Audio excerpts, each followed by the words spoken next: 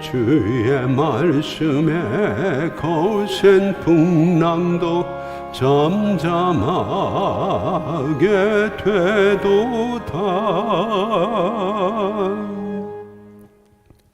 하나님은 영이시니 예배하는 자들은 영과 진리로 예배할지니라. 아멘. 사랑의 아버지 하나님, 감사합니다. 오늘 성령 강림 주일에 우리가 주님 앞에 나와서 우리의 마음을 내려놓고 오늘도 우리와 함께 하시고 우리 가운데 역사하시는 그 하나님을 찬양하며 경배하게 하시니 감사합니다.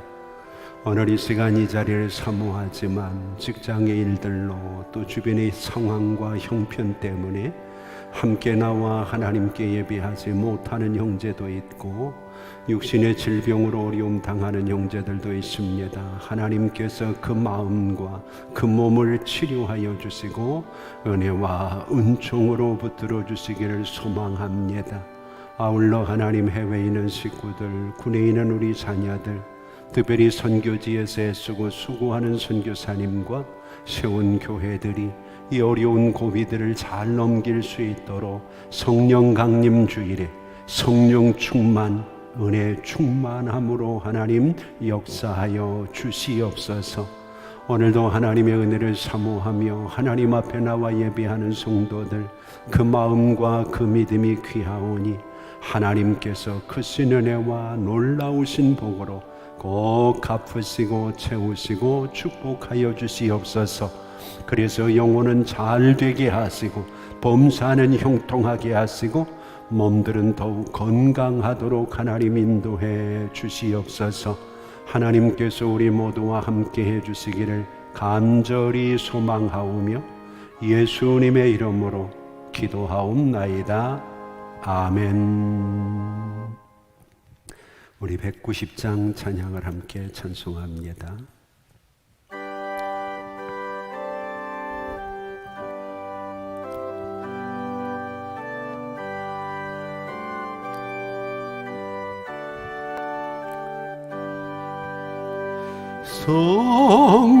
성령이여 강림하사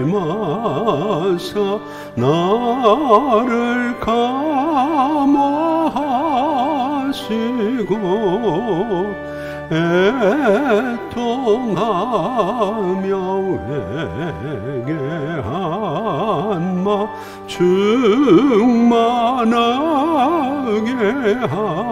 하소서. 예수여 비오니 나의 기도 들으사 애통하며 회개한 마 충만하게 하소서. 성령이여 강림하사 그 신권을 주소서. 원하옵고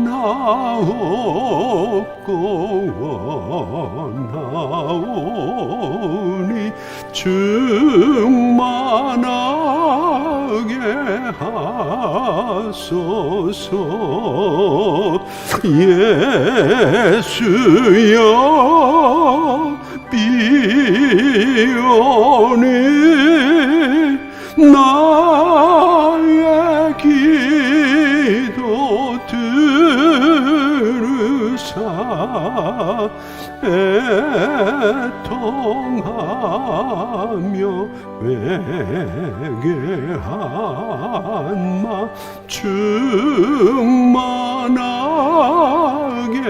하소서.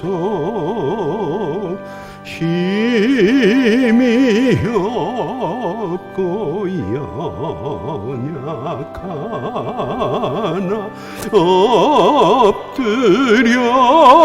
엎드려서 비오니 성령 강림 하옵소서. 충만하게 하소서. 예수여 비오니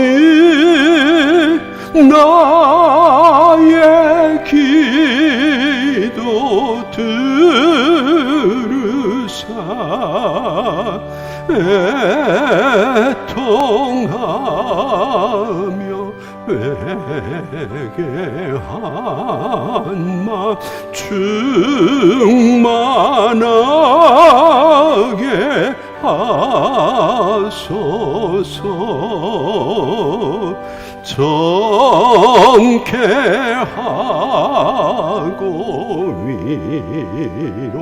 위로하사 복을 받게 하소서. 충만하게 하시오니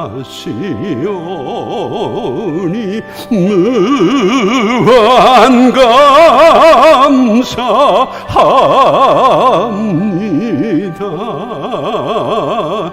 예수여 비오니 나의 기도 들으사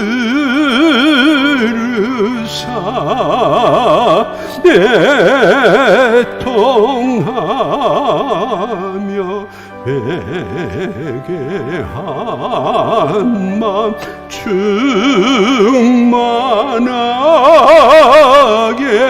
합소서.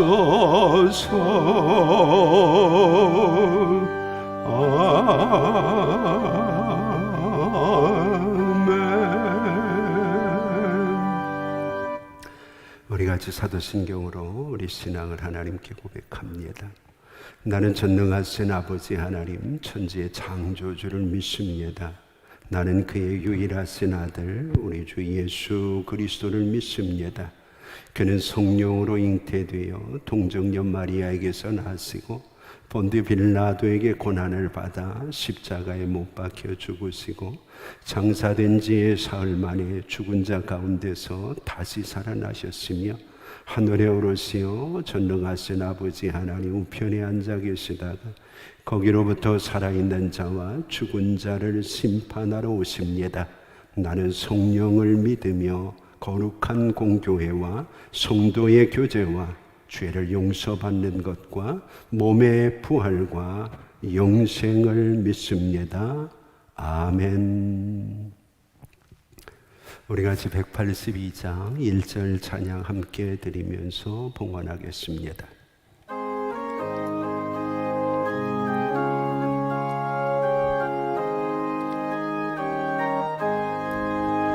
강물같이 흐르는 기쁨 성령 강림함이라. 정결한 마음 영원하도록 주의 거처 되겠네.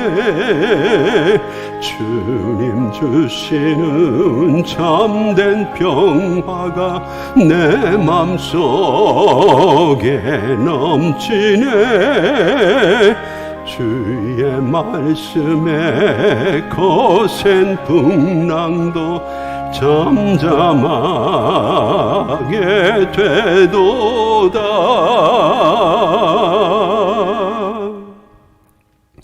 하나님 감사합니다.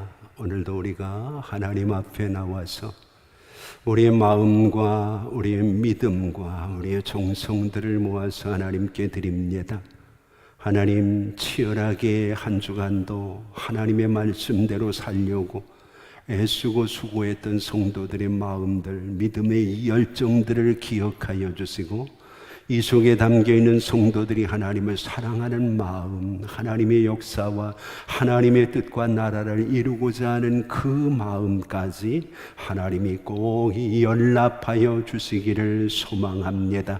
아버지 하나님, 사랑하는 성도들의 마음은 평안하게 하시고 그들의 육신은 더욱 건강하게 하시되 하나님이 주시는 은혜와 은총으로 이 땅 위에서 그들의 삶의 현장을 하나님의 나라와 하나님의 뜻을 이루는 아름다운 역사의 장으로 바꾸어 갈 수 있도록 인도하여 주시기를 소망합니다. 아버지 하나님, 마음은 원하지만 육신이 약하여 우리가 하나님 앞에 간절히 간구하오니 하나님께서 사랑하는 성도들이 하나님께 드리는 귀한 믿음의 물질들이 주님의 손에 들려진 물고기 2마리, 보리떡 5개처럼 많은 사람들을 먹이고도 남는 은혜와 능력으로 변화되어질 수 있도록 인도하여 주시옵시고, 사랑하는 성도들은 우리의 헌신을 통해서 하나님의 놀라운 역사들을 이루어 가시는 하나님의 능력을 찬양하며 그 위대하심 안에 함께 동역할 수 있도록 인도하여 주시기를 소원합니다.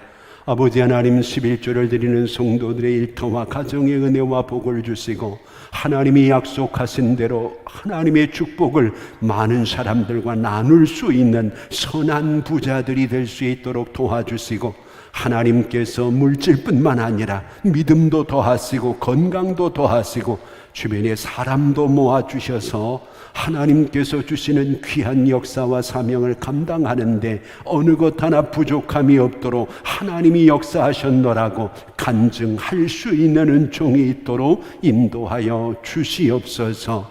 하나님께 감사하는 마음들 우리 하나님이 꼭 기억하여 주시고, 모아질 때마다 하나님의 은혜도 모아지고 하나님의 능력과 축복도 차곡차곡 쌓여서 그들을 통해서 하나님이 계획하시고 준비하신 일들을 아름답게 이루어갈 수 있도록 인도하여 주시옵소서. 아울러 하나님, 선한 마음과 선한 목적들을 가지고 하나님께 헌신하는 믿음의 동역자들이 있습니다. 선교하며 구제하며 어려운 이웃들을 도우며 사람 세우는 일에 하나님 앞에 헌신하는 사랑하는 동역자들의 희생이 있어서 오늘까지 하나님은 세계 곳곳에 선교사를 파송하고 주의 이름으로 교회들을 세우고 오늘까지 하나님의 복음을 증거하는 일에 하나님 헌신할 수 있도록 인도하시니 감사합니다. 하나님, 애쓰고 수고하며 귀한 사역에 동참하는 성도들에게 하늘의 문을 여시고 하나님의 은혜와 은총과 큰 복으로 꼭 함께하여 주시옵소서. 코로나로 인하여 많이 어렵고 힘든 시기지만 하나님께서 우리 민족을 긍휼히 여겨주시고 특별히 믿음의 성도들에게 강건함과 은혜와 은총과 큰 복으로 꼭 함께하여 주시옵소서. 아버지 하나님께 주일원금 드리며 성미를 드리며 일용할 양식으로 헌신하는 동역자들이 있습니다. 하나님께서 그 마음과 정성도 받으시고 은혜와 큰 은총으로 꼭 함께하여 주시옵소서. 아버지 하나님, 사랑하는 성도들이 오늘도 소원을 가지고 하나님 앞에 나왔습니다. 하나님께서 그 마음과 소원들을 꼭 기억하여 주시고 하나님의 은혜와 은총으로 채워주시고 갚아주시옵소서. 아버지 하나님, 어려움 속에 있는 이 나라의 민족들을 기억하여 주시고 모든 어려움들을 끌어안고 기도하는 성도들에게 각별한 은혜와 은총을 더하여 주시옵소서. 아울러 하나님, 미국의 방미 중인 우리 대통령을 축복해 주시고 오고 가는 길이 어렵지 않게 하시고 하나님께서 그를 통하여 지혜롭게 이 땅이 하나님의 뜻 안에 다스려질 수 있도록 어려움들을 이겨나갈 수 있도록 하나님께서 은혜를 더하여 주시옵소서. 오늘도 하나님, 우리 모두의 정성을 주께 드립니다. 물질뿐만 아니라 몸으로 헌신하며 예배를 위해 쓰는 사랑하는 동역자들을 축복해 주시고 모두에게 은혜와 은총을 나리워 주시옵소서. 이 자리를 사모하지만 함께하지 못하고 이 시간의 영상을 통하여 하나님께 예배하며 하나님 앞에 헌신하는 동역자들, 온라인으로 헌금하며 하나님의 역사를 위해 마음을 쏟는 동역자들에게 하나님의 은혜와 은총이 동일하게 임할 수 있도록 역사하여 주시옵소서. 우리 모두의 정성을 하나님께 드립니다. 받으시고 하나님께서 은혜와 은총으로 갚아 주시옵소서. 함께해 주실 줄 믿고 예수님의 이름으로 축복하며 기도하옵나이다. 아멘.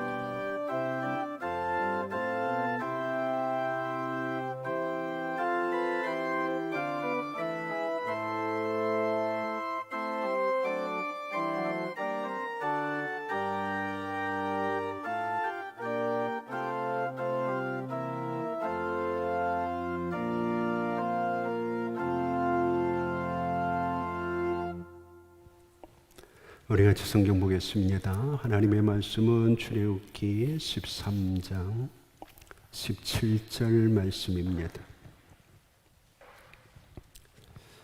구약성경 출애굽기 13장 17절 말씀입니다.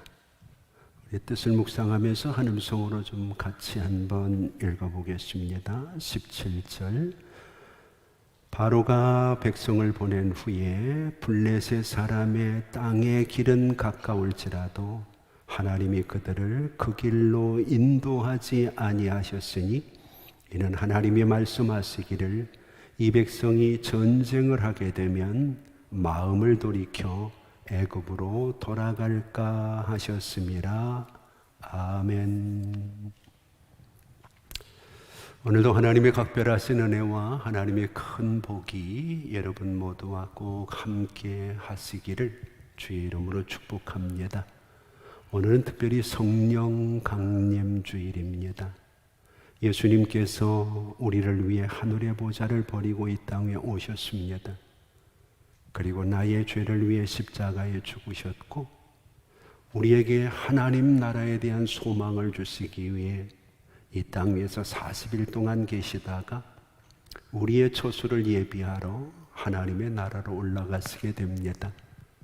그때 문제는 그동안은 부활하신 주님과 함께 했던 예수님의 제자들이 그 예수님과 함께 하나님의 나라에 가고 싶었습니다. 그런데 예수님은 그러지 않게 하시죠. 그들을 땅에 있게 하시고 예수님만 혼자 그 길을 가십니다. 그리고 그들에게 약속을 하셨습니다. 내가 너희와 함께 있었던 것처럼 하나님의 성령 보혜사를 보내주어서 그 성령이 너희와 함께 하심으로 너희가 이 땅 위에서 해야 될 일, 너희가 가야 할 길을 걸어갈 수 있도록 역사하겠다고 말입니다. 그리고 주님은 호련히 하나님의 나라로 승천하셨습니다. 땅에 남겨진 예수님의 제자들은 무엇을 해야 될지, 어디로 가야 될지를 몰랐습니다. 그러나 예수님께서 그들에게 말씀하신 대로 약속하신 장소가 있었고 그들은 그곳에 모여서 하나님 앞에 간절히 기도함으로 오순절 마가의 다락방이었던 그곳에 하나님의 성령이 임하게 되고 그들을 변화시키고 그들이 마땅히 가야 될 길을 걸어갈 수 있는 힘과 능력을 주었던 것을 우리는 기념하면서 오늘도 그런 성령의 역사가 다시 오실 주님을 사모하는 우리들에게 동일하게 임해서 우리도 하나님이 원하시는 그 길을, 하나님이 원하시는 그 일을 하면서 하나님이 기뻐하시는 아름다운 삶을 살아가기를 소망하는 날이 바로 오늘 성령 강림절이라고 이야기할 수 있을 겁니다. 자, 이제 여기서 중요한 것이 하나 있습니다. 예수님의 제자들은 예수님을 따라가고 싶어 했습니다. 근데 예수님은 따라오지 못하도록 하시죠. 그리고 그들을 남겨두신 이유는 그들이 가야 할 길이 있기 때문입니다. 오늘 우리가 세상을 살아가다 보면 언제나 우리 앞에는 두 가지 길이 있습니다. 내가 가고 싶은 길, 그리고 또 하나는 가고 싶지는 않아도 내가 가야만 하는 길입니다. 오늘 대개 사람들은 이 앞에서 망설이고 주저합니다. 왜냐하면 가야 하는 길은 힘들기 때문에, 가야 하는 길은 어렵기 때문에, 가야 하는 길은 우리의 눈으로 바라볼 때에 우리에게 마땅히 우리가 원하는 결과물들을 낼 수 있을지 의문이 있기 때문입니다. 그래서 대개 많은 사람들은 가고 싶은 길을 갑니다.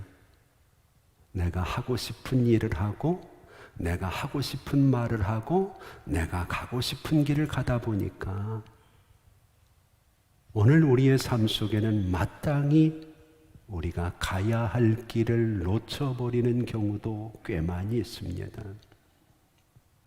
마태복음 7장은 우리에게 두 개의 길이 있다고 말합니다. 하나는 좁은 길, 그리고 하나는 넓은 길입니다. 좁은 길은 찾는 사람이 없습니다.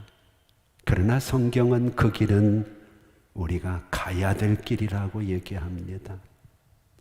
반면에 넓은 길은 찾는 사람이 많습니다.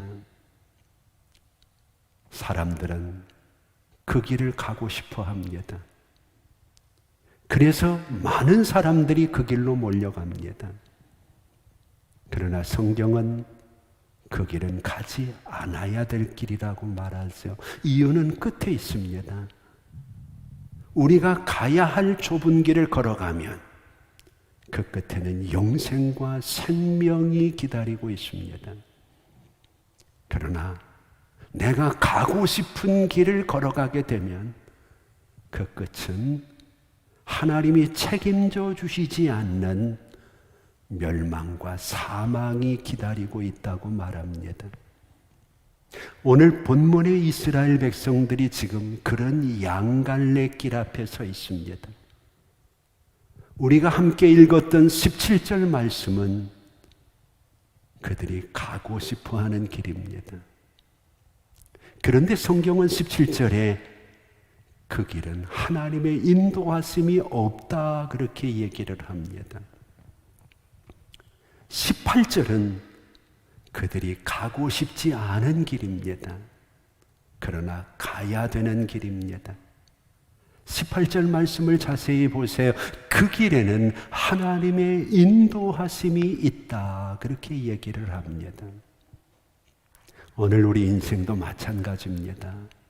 오늘 아침에도 여러분들은 내가 가야 할 길과 가고 싶은 길 앞에서 망설이고 주저하시다가 성도라면 마땅히 주일에 가야 할 길이 이 길이지 하고 이 자리에 나오신 줄 압니다. 사람이 가고 싶은 길만 가면 얼마나 좋겠습니까? 그런데 문제는 그 길에 하나님이 함께 인도하시는 하나님의 역사가 있느냐 없느냐가 문제죠. 오늘 우리가 함께 하나님의 역사들을 나누며 함께 이야기하려고 하는 주제가 우리가 신앙생활을 하면서 가고 싶은 길을 걸어갈 것인가 아니면 마땅히 가야 할 길을 걸어갈 것인가. 예수님의 제자들은 성령 강림 이전에 그들이 가고 싶은 길을 갔습니다. 그래서 실패하고 예수를 부인하고 그들의 삶에는 어려움들이 많이 있었습니다. 그러나 그들을 변화시킨 기점이 바로 오순절 마가의 다락방에 그들에게 임했던 성령의 역사입니다. 이 성령의 역사는 이제는 그들이 가야만 할 길로 그들을 인도할 수 있는 동력이 되었고 그들의 삶을 이끌어갈 수 있는 힘이 되었던 거죠. 오늘 이스라엘 백성들도 그 하나님의 역사가 없다면 모르기는 해도 가고 싶은 길로 갔겠죠. 그러면 17절에 우리가 읽었던 결과가 나옵니다. 그들이 전쟁을 경험하게 되고 마음을 돌이켜 애굽으로 돌아갈까 염려하면 하나님이 염려하는 일이 벌어지는 거죠. 애굽은 세상이잖아요. 오늘 많은 사람들이 내가 가고 싶은 길을 가다가 결국 세상으로 다시 돌아가 버리고 그 어렵게 탈출을 했던 출애굽의 역사를 아무 의미 없는 역사로 만들어 버릴 수 있는 것을 하나님은 염려하고 계십니다. 오늘 17절 말씀을 다시 한번 보세요. 그들이 가고 싶어 하는 길이 어떤 길인가? 17절은 이렇게 얘기합니다. 바로가 백성을 보낸 후에 블레셋 사람의 땅의 길은 가까울지라도 몇 가지 특징이 나옵니다. 첫째는 땅의 길이라는 특징이 나옵니다. 땅의 길은 오늘 우리가 걸어가는 이 세상에서 우리의 주변에 얼마나 많이 산재해 있는지 모릅니다. 이 말을 바꾸어서 얘기하면 그들이 가고 싶어 하는 길, 당연히 걸어갈 줄 알았던 길, 그 특징을 성경은 가까웠다 그렇게 얘기를 합니다. 땅의 길은 가까울지라도 그랬습니다. 이 말을 우리로 쉽게 얘기하면 첩경이죠. 지름길입니다. 출세할 수 있는 지름길, 돈을 많이 벌 수 있는 지름길, 내가 원하는 것을 얻을 수 있는 지름길이 있다면 여러분들은 그 길을 마다하겠습니까? 오늘 성경은 땅의 길은 가깝다고 얘기합니다. 우리가 세상을 살아가면서 우리에게 주어지는 많은 일들 속에서 우리는 끊임없이 이런 땅의 길을 만나게 됩니다. 실제 이 길을 고고학적인 자료를 찾아보면 왕의 대로라고 설명을 합니다. 이스라엘 백성들뿐 아니라 많은 상인들이 그들의 물건을 가지고 무역을 하기 위해서 애굽으로 가나안으로 오고 가는데 가장 가깝고 안전한 길, 무역로라는 겁니다. 그래서 실제 거리를 보면 애굽에서 나와서 그들이 가나안 땅으로 들어갈 때 이 가까운 땅의 길, 왕의 대로를 걸어가게 되면 단 나흘이면 들어갈 수 있는 길입니다. 그런데 거기 문제가 하나 있는 겁니다. 곳곳에 블레셋 군대들이 진치고 있기 때문에 그들이 그곳에서 싸움이 벌어지게 되면 이스라엘 백성들은 전쟁의 경험이 없기 때문에 후퇴를 하게 되고, 그러면 다시 그들이 나왔던 430년 동안이나 종노릇하게 했던 애굽 땅으로 되돌아갈 수밖에 없는 상황이 벌어질 수 있다는 것을 하나님이 아신다는 겁니다. 그래서 성경은 18절에 뭐라 그러나요? 하나님이 그들을 그 길로 인도하지 아니하셨으니 17절에 얘기를 합니다. 하나님의 인도하심이 없다는 얘기입니다. 자, 그러면 다른 길, 그들이 가야 될 길은 어떤 길인가요? 18절이죠. 18절을 한번 볼까요? 그러므로 하나님이 홍해 광야길로 돌렸다 그랬어요. 홍해 광야길로 돌렸다. 땅의 길 대신 광야길로 그들을 인도하고 있었다는 겁니다. 이 말씀은 우리의 신앙에도 대단히 중요한 부분입니다. 특별히 돌렸다고 하는 말이 굉장히 중요합니다. 그래서 이 중요한 부분은 너무 우리의 신앙과 지금 연결되는 부분이기 때문에 다음 주에 1시간 더 이 부분을 말씀드리려고 합니다. 오늘은 광야길에 대한 이야기를 좀 한번 해봅시다. 원래 광야는 길이 없는 곳입니다. 성경 전체를 보면 광야 길이라고 하는 말이 9번 등장을 합니다.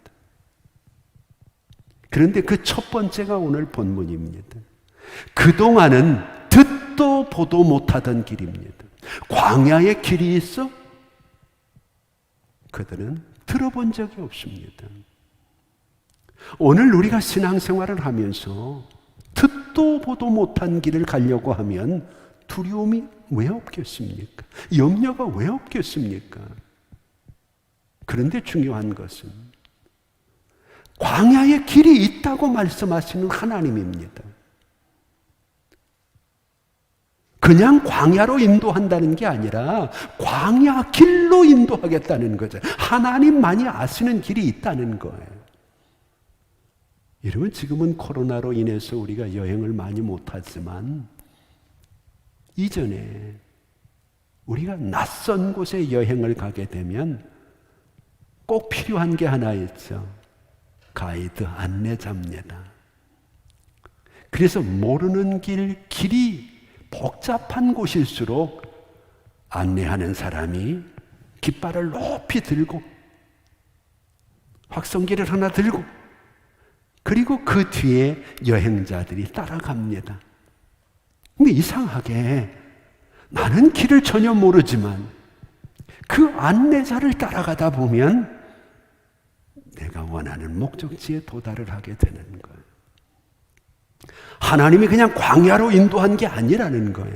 광야 길로 인도했다. 나는 모르지만 그 광야의 길이 있다는 겁니다. 내 인생 나는 모르지만 하나님이 하시는 길이 있다는 겁니다. 여러분, 내일 어떤 일이 벌어질지, 내년에 어떤 일이 벌어질지 누가 압니까?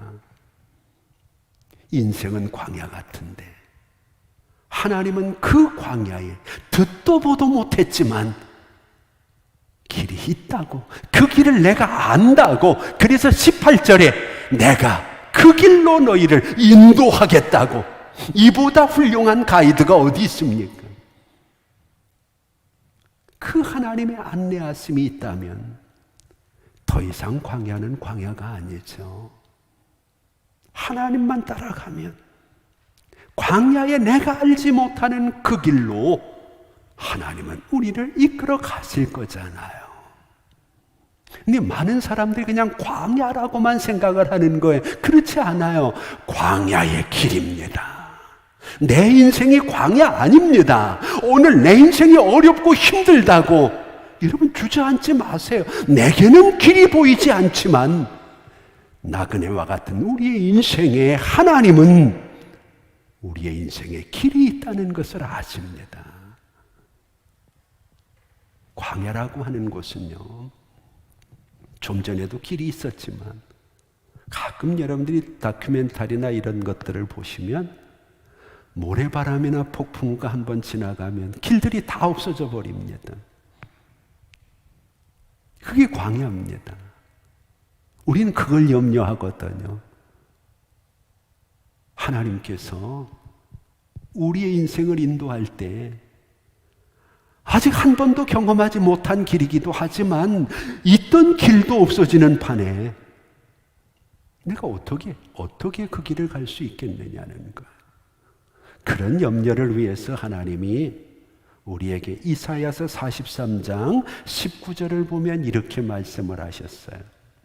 보라, 내가 새 일을 행하리니 이제 나타낼 것이라. 그러면서 하나님이 뭐라고 말씀을 하셨느냐 하면 반드시 내가 광야 사막에 길을 낼 것이며 사막에 강이 흘러가게 할 것이라 그랬어요.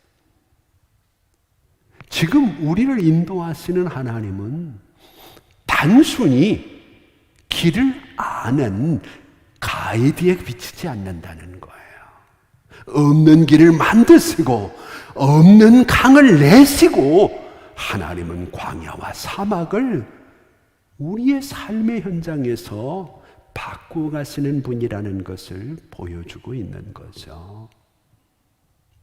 그 하나님이 18절에 말씀하시잖아요. 뭐라고요? 홍해 광야길로 돌려 백성을 인도하심에, 앞부분에서는 땅의 길로 인도하지 아니하겠다고 하신 하나님, 광야 길은 내가 그들을 돌려서 인도하겠다는 거예요. 오늘 여러분, 우리가 광야 같은 세상을 살아가지만 하나님이 우리를 인도하시면 사망의 음침한 골짜기에서도 절대로 해를 두려워하지 않는 놀라운 은혜가 있다는 것을 믿으시기 바랍니다. 너무 그렇게 절망하고 너무 그렇게 좌절하지 말고요. 하나님이 함께 하시지 않는 인생은 가까운 길도 실족할 수 있어요. 그러나 하나님이 함께하고 하나님이 인도하시는 길은요, 인도만 하실 뿐 아니라 길을 내시고 강을 내시는 분인데 여러분들의 인생을 책임지시지 않겠습니까? 그러면 이쯤에서 우리는 의문이 하나 생깁니다. 왜 하나님은 가까운 길을 두고 먼 길을 돌아가게 하시는가? 예수님의 제자들 다 데리고 그냥 올라가시면 될 텐데 굳이 그들을 남겨놓으시고 성령을 보내가지고 그들이 어려운 길을 걸어가게 하시느냐는 말이에요.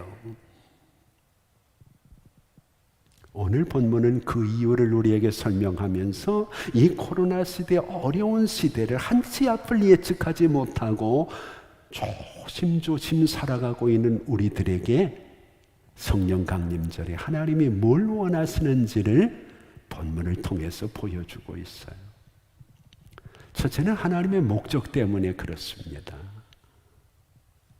우리가 세상을 살아가면서 모든 일은 목적이 있습니다. 지난 시간에 말씀을 드렸죠. 4세까지 아이들이 1500개의 단어를 구사하기 위해서 이건 뭐야 저건 뭐야 이렇게 묻다가 이제 4세 5세로 발전을 하면은 그 주제에다가 이유를 붙인다 그랬죠. 그래서 왜 이렇게 해야 돼? 어째서 이래야 돼? 아이들이 묻고 이때부터 자기 주관을 섞기 시작하죠. 이 땅에 어떤 것도요, 목적 없이 이루어진 건 없어요. 하나님께서 이스라엘 백성들에게 분명한 목적이 하나 있어요. 이스라엘 백성들을 출애굽하는 목적이 뭔가요? 그들을 이끌어내시는 목적이 뭐였나요? 성경은 하나님의 목적을 하나로 우리에게 설명을 해줘요. 그것이 출애굽기 3장 12절이잖아요. 하나님이 모세를 부르시면서 모세를 통해서 이스라엘 백성들을 이끌어내시는 이유를 하나님은 이렇게 말씀을 하셔요. 하나님의 산에서 하나님을 섬기는 것이라. 바꾸어서 얘기하면 430년 동안 끊어진 예배를 그들이 하나님이 원하시는 장소에서 드릴 수 있도록 하겠다는 거예요. 근데 지금 문제가 뭔가요? 다시 그들이 애굽으로 돌아가는 게 17절의 문제잖아요. 예수를 믿는 사람이요, 가장 걱정하고 염려해야 될 것이요, 내가 옛날로 다시 돌아가 버리는 거예요. 내가 세상으로 다시 빠져버리는 거예요. 하나님은 이 돌아가고자 하는 마음을 철저하게 차단하기 위해서 하나님은 17절에 그 길은 내가 인도하지 않겠다는 거예요. 오늘 지금 마찬가지예요. 어려움이 있으니까 자꾸 옛날로 돌아가려고 해요. 힘든 일을 만나면 신자들도요, 믿음 없이 살아가던 옛날이 그리울 것처럼 거기 안전하다고 생각을 하니까 그렇지 않아요. 여러분, 예배를 방해하는 요소가 조금도 틈타는 것을 주님은 원하지 않아요. 우리가 옛날로 돌아가서 예수 그리스도가 우리를 위해 죽기 이전의 삶을 살 것을 주님은 지금도 염려하셔요. 그래서 주님은 그 길을 막으시는 거죠. 어떻게 찾은 예배의 자리인데, 어떻게 회복한 우리의 신앙인데 이 코로나 때문에 무너뜨리겠어요? 주저앉겠어요? 포기하겠어요? 어떤 사람은요, 옛날보다 더 어려운 자리로 돌아가 버렸어요. 옛날엔 그래도 교회 안 나오는 것에 대해 미안함이라도 가지고 있었어요. 근데 이제는 당연함이 그 자리를 채워버렸어요. 옛날로 돌아가 버린 거죠. 그 사람들이 다시 믿음을 갖기 위해서 얼마나 어려운 일들이 또 기다리고 있을지 걱정이 앞서는 부분이에요. 그러면 하나님께서는 왜 예배를 회복하려고 하느냐? 왜 하나님께서는 그들에게 예배를 회복하게 하기 위한 목적으로 출애굽을 시키느냐? 이것은 모세의 마지막 고백에서 찾을 수 있어요.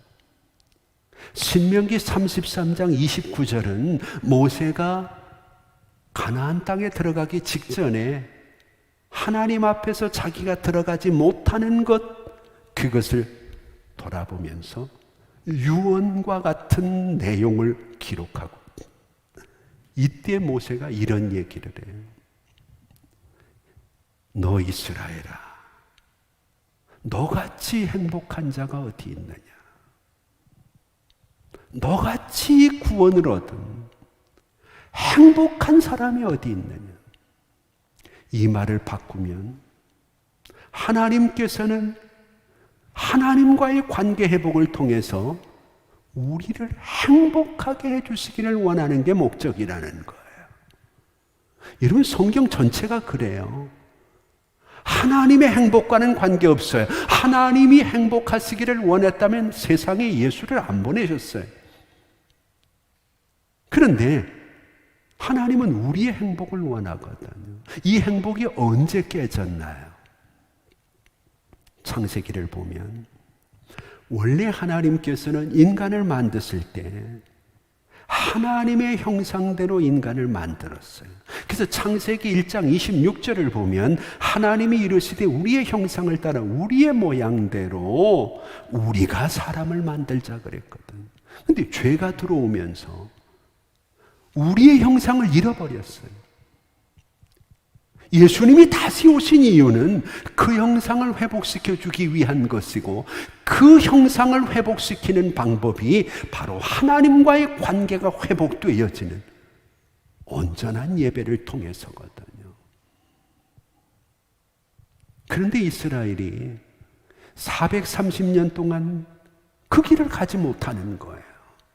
애굽의 바로 밑에서 그들이 온전한 예배를 드리지 못하니까 잃어버린 하나님의 형상을 회복할 수 없는 거죠. 그러면 그들이 행복할 수 없어요. 땅에서는 풍요로워도 하나님 보실 때 행복할 수 없잖아요. 그래서 하나님이 그들을 행복하게 살도록, 잃어버린 하나님의 형상을 회복하도록 하나님의 거룩한 땅으로 이끌어내시는 거예요. 누가복음 15장을 보면 비유가 3가지 나오잖아요. 이 모두가 잃어버린 것을 찾는 거예요. 잃어버린 것을 찾는 것이 얼마나 어려운가를 성경은 얘기해. 잃어버린 양, 잃어버린 드라크마, 잃어버린 아들. 여러분, 그 결과가 얼마나 힘든가. 하나님은 지금 잃어버린 하나님의 형상을 회복하기 위해서 이스라엘 백성들을 이끌어내고 있거든요. 그래서 그들이 하나님의 축복을 받고 행복하게 살아갈 수 있도록 하기 위해서. 고든 맥도날드라는 사람이 2012년에 출간한 책 가운데 하나님이 축복하시는 삶이라는 책이 있어요. 그래서 여러분들에게 그 주제를 좀 이해하려고 주보 맨 꼭대기 그림에 보면 성령 강림절, 평안교회, 그리고 그 꼭대기에다 제가 이 주제를 집어넣어 놨어요. 하나님이 축복하시는 삶. 이 책에서 고든 맥도날드는 이런 얘기를 해요. 상품에 품질이 있는 것처럼 신앙과 영혼에도 품질이 있다는 겁니다. 영혼의 질을 결정하는 것은 영성이라고 얘기를 해요. 그러면서 이렇게 우리에게 질문을 던집니다. 당신은 어떤 노인이 되기를 원하십니까? 당신은 어떤 노인이 되고 싶습니까? 여러분, 이 질문에 한번 우리가 대답을 해보죠. 어떤 노인이 되고 싶습니까? 그러면 어떤 사람은 얘기합니다. 난 노인이 되고 싶지 않아. 노인들에게 물어보세요. 노인이 되고 싶은 노인이 몇 사람이나 되나? 그건 가야 할 인생길이에요. 지금 젊은 것 같죠? 대단한 것 같죠? 노인들도 그랬어요. 문제는 가야 될 길인데 어떻게 갈 거냐는 거예요. 여러분 어떤 노인이 되고 싶습니까? 고든 맥도날드는 이 책에서 이렇게 얘기를 해요. 갈렙 같은 노인이 되라. 갈렙. 성경에 가장 아름다운 노인들이 많이 나오지만 나이가 들어도 사명에 대해서, 건강에 대해서, 열정과 믿음에 대해서 조금도 뒤처지지 않는 노인이 있어요. 그 사람이 갈렙이거든요. 갈렙의 특징을 고든 맥도날드는 한 가지로 정의를 하고 있어요. 온전히 그랬거든요. 온전히 쫓았다는 거예요. 온전히. 그의 성품, 그의 인격, 그의 존재, 모든 것이 하나님의 뜻을, 하나님의 말씀을 온전히 쫓아가는 것. 그러면서 온전히의 영성, 탁월함은 감사와 찬송을 통해서 나타날 수 있다. 마지막 우리의 생애가 노인이 될수록 감사가 늘어나고 찬송이 늘어나게 될 때 그 사람은 되고 싶은 노인이 된다는 거예요. 여러분들은 어떤가요? 나이를 먹을수록 원망이 늘고 주름살만큼이나 불평이 늘어가고 이러면 탁월한 노인이 아니라는 거죠. 예수님도 그런 삶을 사셨고 바울도 범사에 감사하라고 이야기하면서 자신이 감옥에 갇혀서도 감사했던 것들을 우리는 바라보죠. 우리가 세상의 사람들의 이야기를 빌리지 않아도요, 이 영성이라고 하는 것에 대해 분명한 원칙을 가져야 돼요. 아직 신학적으로 영성이 무엇인지에 대해서 정확하게 정의를 내리는 사람은 없어요. 그러나 성경과 많은 문헌들을 통해서 제가 내릴 수 있는 결론은 이래요. 영성은 성령 안에서 말씀을 따라 예수를 닮아가는 것이다. 그렇게 생각을 합니다. 여러분들이 더 좋은 정의가 있으면 내려보세요. 우리의 영혼의 질을 결정하는 것이 영성인데 그 영성은 성령 안에서 말씀을 따라서 예수를 닮아가는 거예요. 내가 얼마나 예수를 닮았느냐가 오늘 우리의 영혼의 질을 결정하는 거죠. 그래서 성경은 우리가 하나님 앞에서 가지고 있는 삶의 목표를 에베소서 4장 13절에서 우리가 다 하나님의 아들을 믿는 것과 아는 일에 하나가 되어서 온전한 사람을 이루어, 온전이라는 말이 나오죠. 온전한 사람을 이루어 그리스도의 장성한 분량에 이르게 되는 것이라 그랬잖아요. 이것을 주장하는 것이 성령 안에서라는 거잖아요. 그래서 고든 맥도날드는 성령 안에서 우리의 영성의 질을 결정하는 원리를 세 가지로 설명을 했어요. 복잡한 얘기지만 간단하게 말씀드릴게요. 우선은 성령 충만함이에요. 성령 충만함을 통해서 확인되는 것. 내가 하늘의 공동체의 가족이 됐다는 것. 그래서 이제부터는 꺼리낌 없이 하나님을 아버지라고 같이 믿는 성도들을 내 형제와 자매라고 고백할 수 있는 확신, 이 확신이 성령 충만의 핵이라는 거예요. 두 번째는 내가 이제 하나님의 가족이 됐으니까 하나님의 가족으로서 살아가야 될 성품과 습관들을 형성하게 되는데 이것이 바로 성령의 열매라는 거예요. 그래서 갈라디아서에 보면 9가지 성령의 열매가 나오고 이것은 하나님의 가족들이 가질 수 있는 열매들이에요.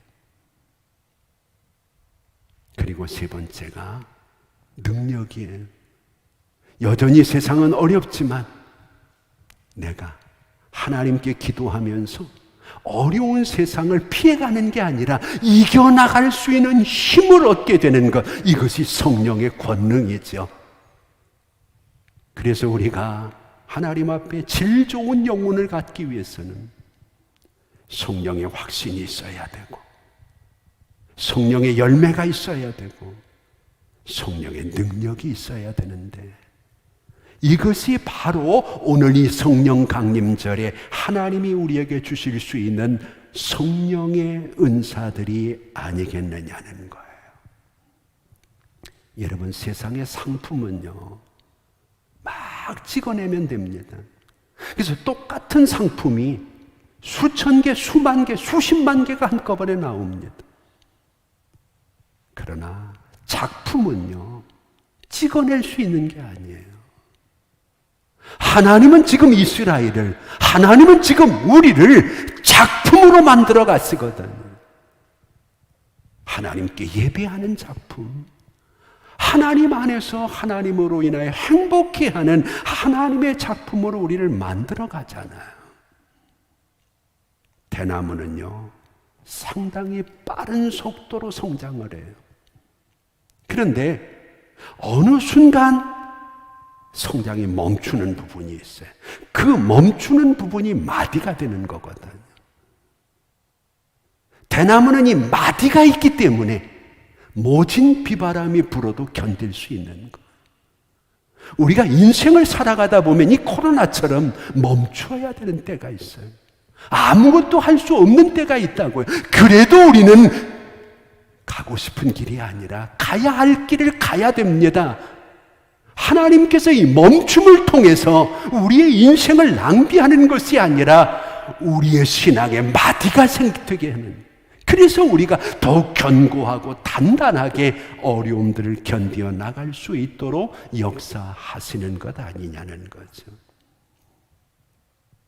하나님이 광야 길로 인도하시는 또 다른 이유가 있어요. 그동안 그들이 알고 있던 머리 지식을 이제는 그들이 경험하는 몸의 지식으로 바꾸어 주기 위해서예요. 여러분, 우리에게 이 코로나가 어렵기는 하지만요, 그동안 머리로만 믿었던 사람들은요, 코로나의 위기 앞에서 다 무너지는 거예요. 그러나 몸의 지식, 경험을 통해서 하나님을 만났던 사람은 견디는 거예요. 이기는 거예요. 이길 수 있는 거예요. 예를 들면 이런 거예요. 우리가 자동차에 대한 지식이 있잖아요. 오늘 우리 성도들 가운데도 운전면허는 가지고 있는데 운전을 못하는 분들이 많아요. 계속 운전면허는 갱신을 해서 녹색면허까지 다 받았어요. 근데 한 번도 자동차 운전을 못 해봤어요. 이유가 뭔가요? 몰라서 아니에요. 몸으로 경험을 안 해봤기 때문에. 그러나 경험을 한 사람은 아직 괜찮아. 뭐 무서워. 몇 번 그냥 접촉사고 나도 괜찮아. 자전거는 어떤가요? 예전에 내가 넘어지고 자빠지고 이러면서 배운 이 습득했던 자전거를 타는 능력이 10년, 20년이 지나가지고 다시 자전거에 올라 앉으면 나도 모르게 나오거든요. 자세도 나오고 폼도 나오고. 이게 몸의 지식이에요. 이스라엘 백성들은 그동안 머리로 알았어요. 하나님에 대해서 알았어요. 그런데 몸이 반응을 못한 거예요. 하나님께서는 내 몸으로 하나님께 영광을 돌리라 그러잖아요. 그래서 그 멀리까지 가는 거잖아요. 하나님께서는 광야 길을 통해서 매일 그들을 인도하셔요. 매일 그들과 함께 하셔요.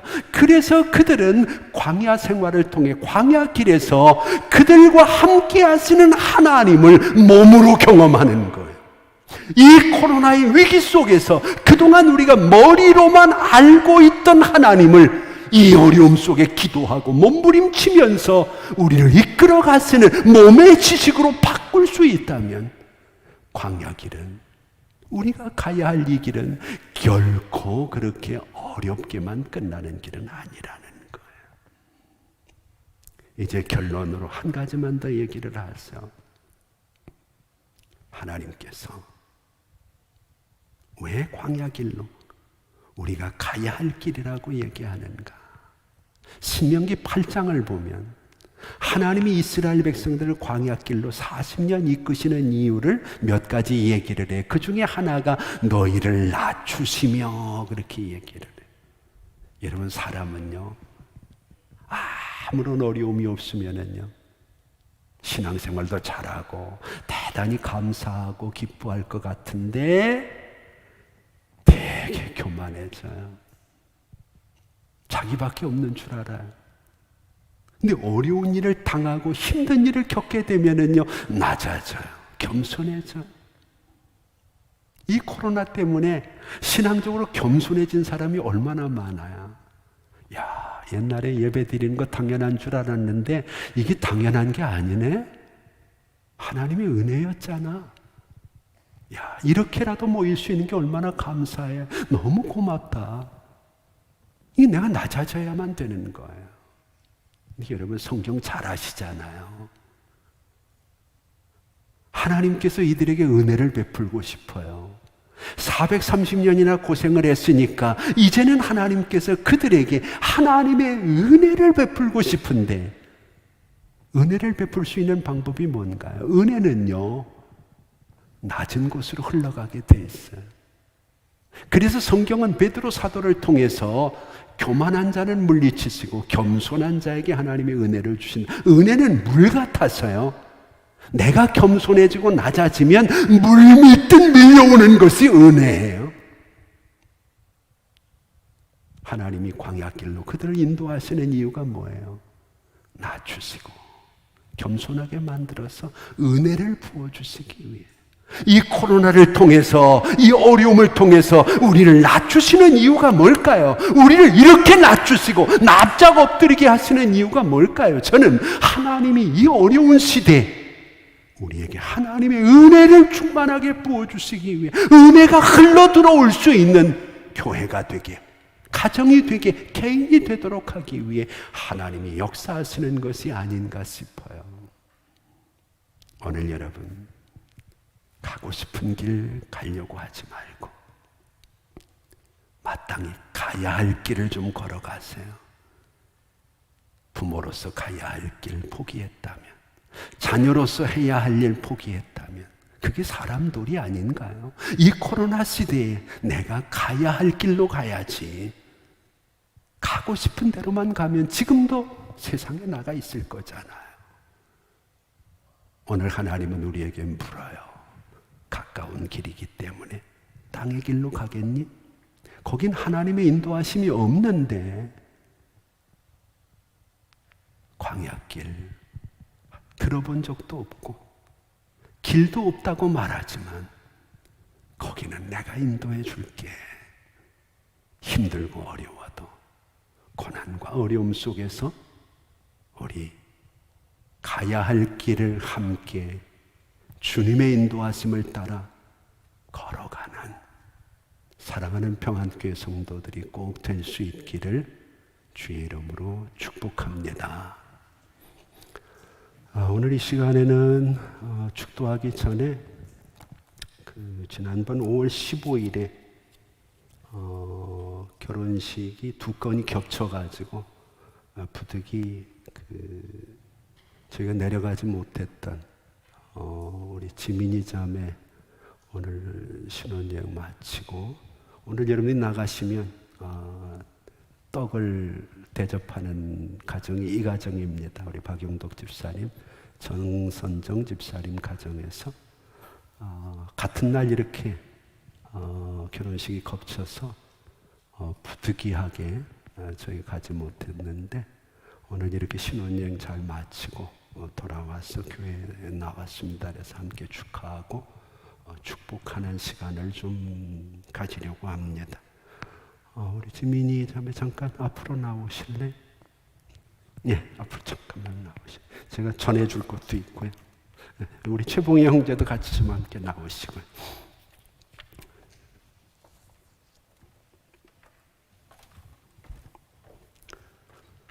자, 우리 박수 좀 한번 쳐주시죠.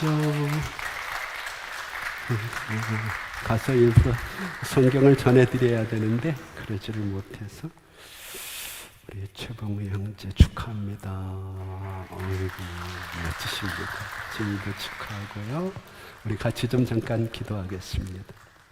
사랑의 아버지 하나님, 참으로 감사합니다. 감사합니다.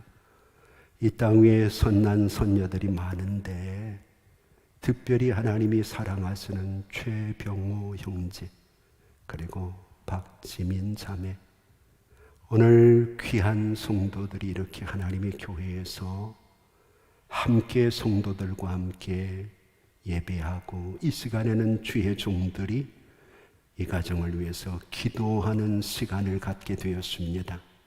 하나님, 정말 미안하고 죄송하지만 두 분이 결혼식 하는 날 종이 주례를 해야 되는 결혼식이 있었고, 함께 하나님 앞에서 축하하고 축복해야 되는데 부득이하게 그 일로 인하여 함께 하지 못했습니다.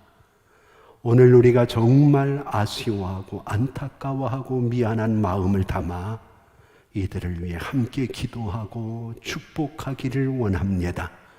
하나님, 사랑하는 부부에게 주례사 목사님을 통해서 하나님께서 주셨던 그 말씀 그대로 이들에게 임하게 하시고 은혜와 복이 넘치게 하시며, 하나님 무엇보다 이들의 가정이 행복하게 하시고 이들의 가정에 하나님의 은혜와 은총과 복이 임하게 하여 주시옵소서. 하나님, 일생을 살아가면서 꼭 가야 할 길을 걸어갈 수 있도록 도와주시고, 하나님께서 남편에게는 세상의 지혜와 아름다운 믿음과 함께 부귀영화를 꼭 허락해 주시고 사명 감당할 수 있는 능력을 하나님이 부어 주시옵소서.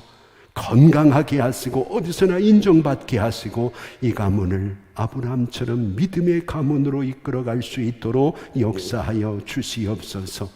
우리 지민이 자매에게는 하나님께서 주셨던 그 믿음이 싹이 나고 자라나서 하나님께서 주시는 건강함과 지혜로움으로 이 가정과 이 가문을 일으킬 수 있도록 역사하여 주시옵소서.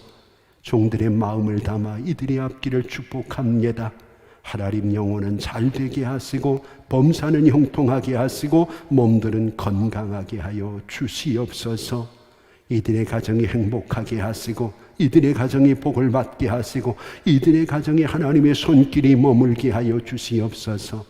양가 부모님들에게도 은혜와 복을 더하여 주시고 이들이 걸어가는 길이 시온의 대로가 되도록 역사하여 주시옵소서. 하나님이 이들과 함께 해주시고 꼭 은혜와 복으로 역사하여 주실 줄 믿고 예수님의 이름으로 축복하며 기도하옵나이다. 아멘. 자, 우리 돌아서서 인사하시고 우리 박수로 축복하시겠습니다. 같이 기도하겠습니다. 이제는 우리 주 예수 그리스도의 은혜와 우리 아버지 하나님 극진하신 사랑하심과 성령님의 감화 감동 위로 교통하심이 오늘 예배하는 우리 성도들과 특별히 새로운 가정을 꾸미고 하나님의 은혜 속에 복된 출발을 하나님의 인도하심을 따라 함께하며 오늘 하나님의 성전에 나와서 이렇게 성도들과 함께 하나님 앞에 온전한 예배로 하나님 앞에 헌신하는 하나님 사랑하시는 우리 최병호 형제, 그리고 사랑하는 박지민 자매, 그리고 양가의 부모님들과 이들의 앞길 위에 이제부터 영원토록 함께 있을지어다. 아멘.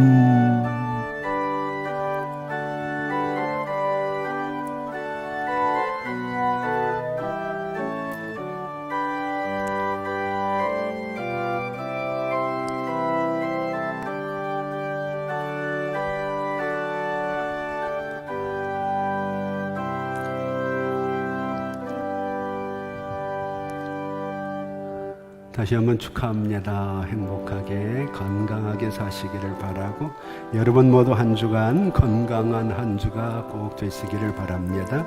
이제 자유롭게 기도하시다가 형편대로 돌아가시고 꼭 믿음으로 승리하시는 한 주, 가야 할 길을 걸어갈 수 있는 한 주가 되기를 원합니다. 아버지 하나님 감사합니다. 오늘도